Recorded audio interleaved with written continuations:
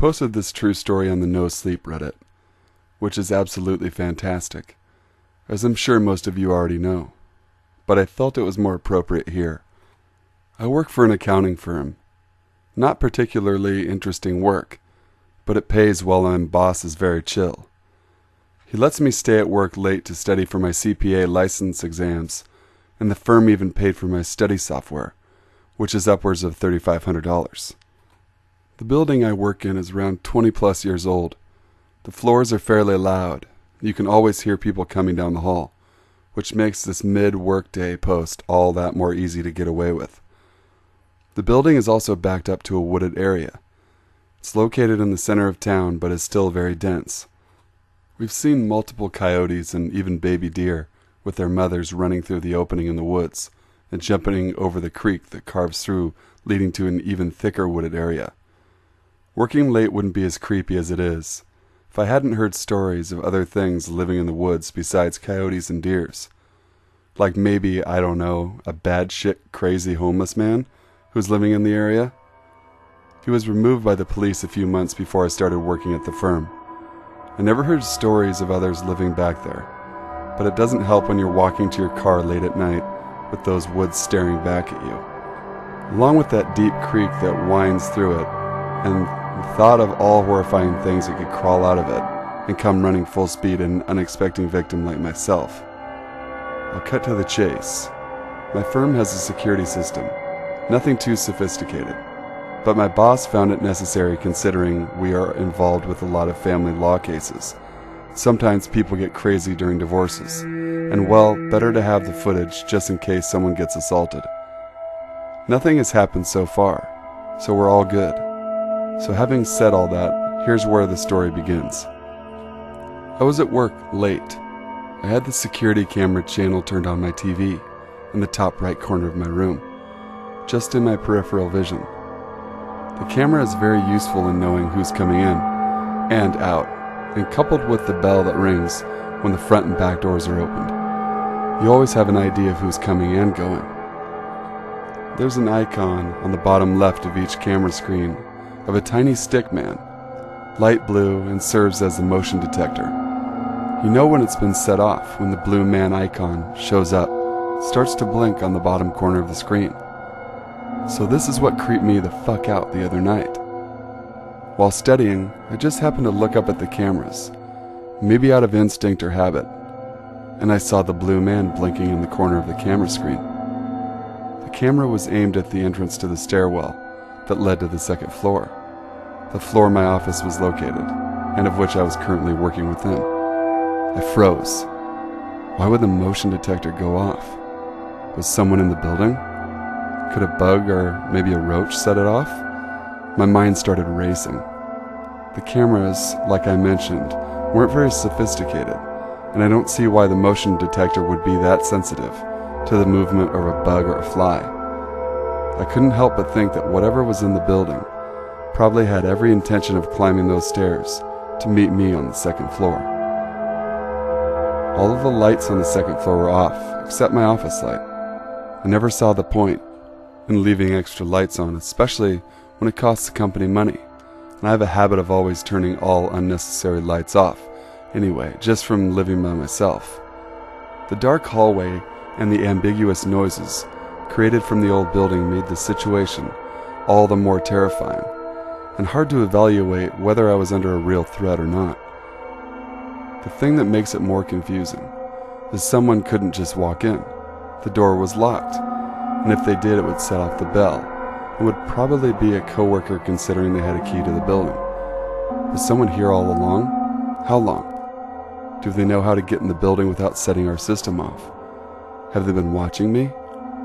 Maybe they've noticed how often I'm at work late and saw me as an easy, unsuspecting target from the cover of the wooded area at night. My mind raced, and I had to make a decision. I decided to grab my keys and phone, and immediately took off down the other side of the stairs through the front entrance, the opposite side of the building that the motion detector was set off at. I was freaking out, but I didn't want to call the cops and feel like a pussy if it turned out to be nothing. Maybe it was simply a glitch in the cameras, but I wasn't taking chances.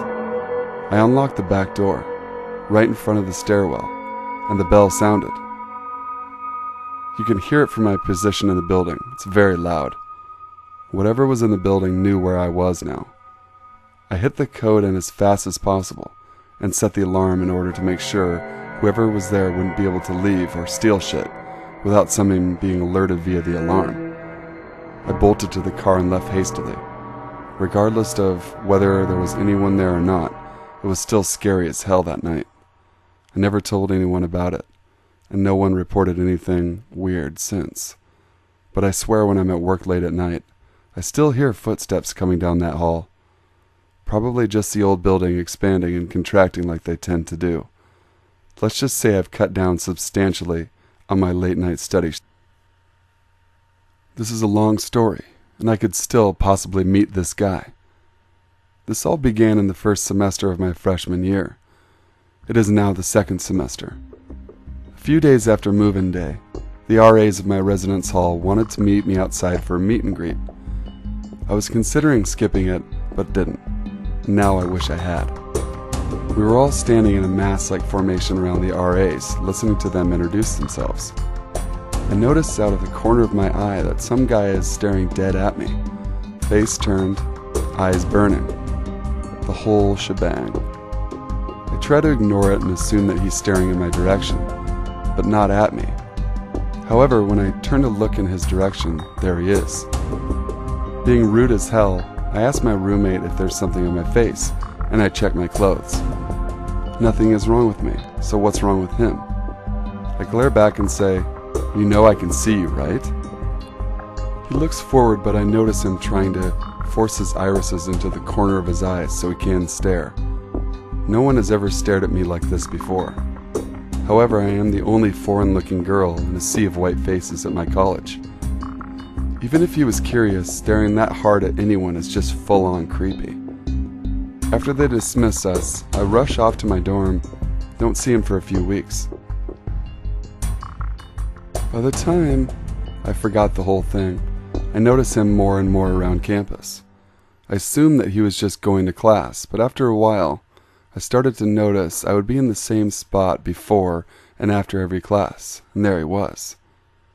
When I was going back to my dorm, he would be standing outside the building smoking a cigarette. Every single time. There he was, with a stare that anyone could feel from miles away. It went on like this while I was eating in the dining hall, while at the library, going to and from classes. It never escalated from there. My friends told me that he probably just had a crush on me and was too shy to talk to me. But he wasn't too shy to watch my every move. If he had just spoken to me, I would have been kind. However, a few weeks ago, before we left for winter break, I was walking to my dorm from dinner where I heard a loud, fast footstep that could only be his. I started shuffling a little faster.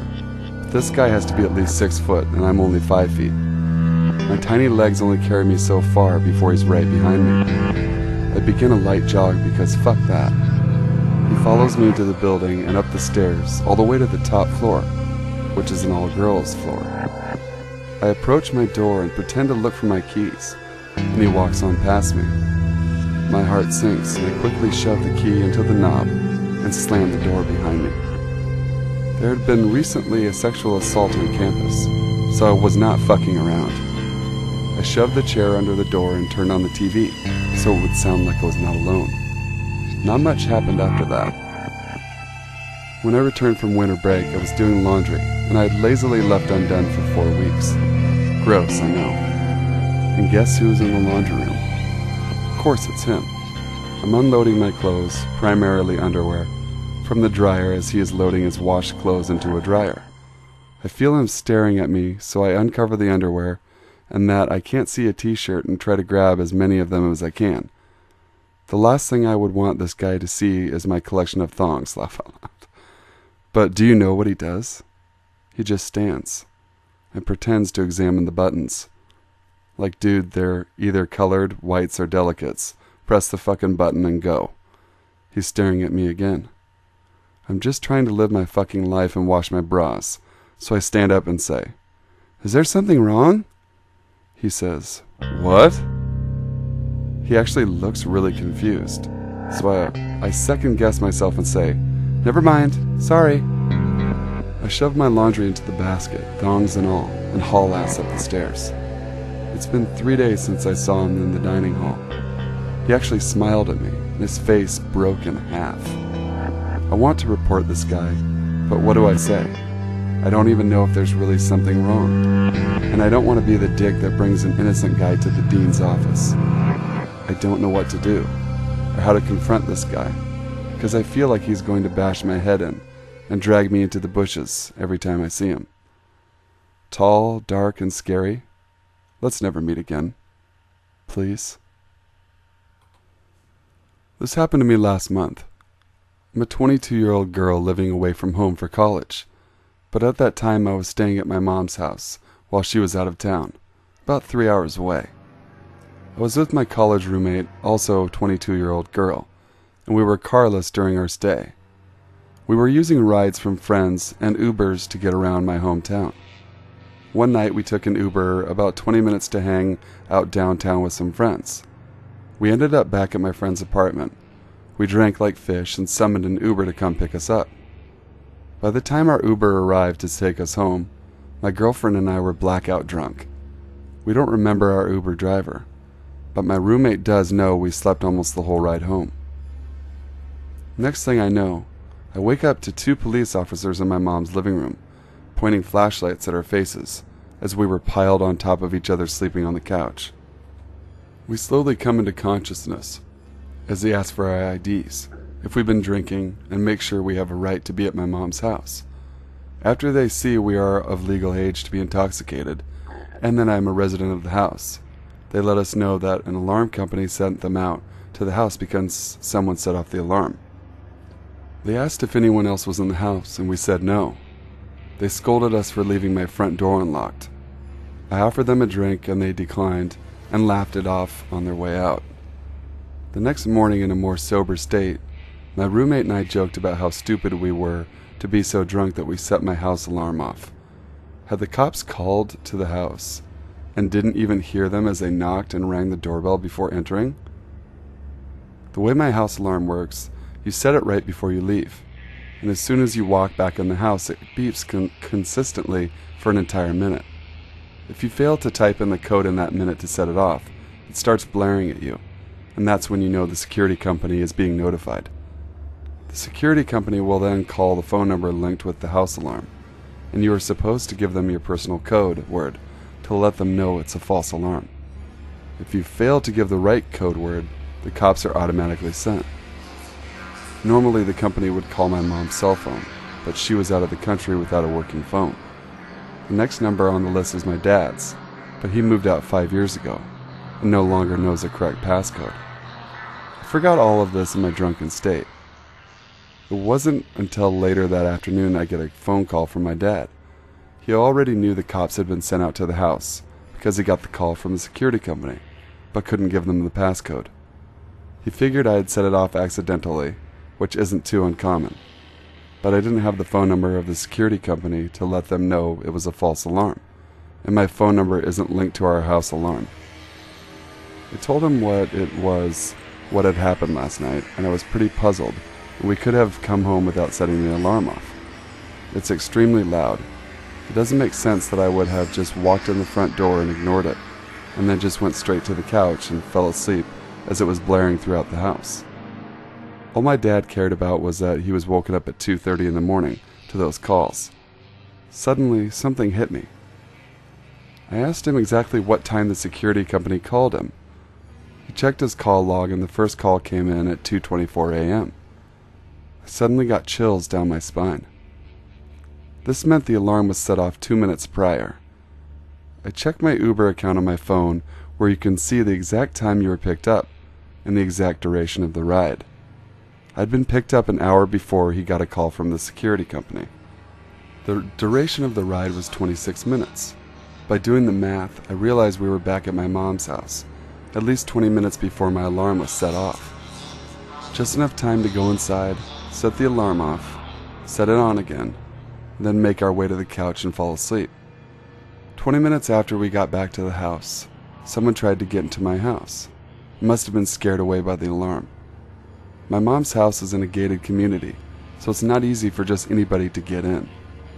The Uber driver could have dropped 2 wasted girls off, circled the block, maybe even crept around to the back of my house, where he wouldn't have been seen.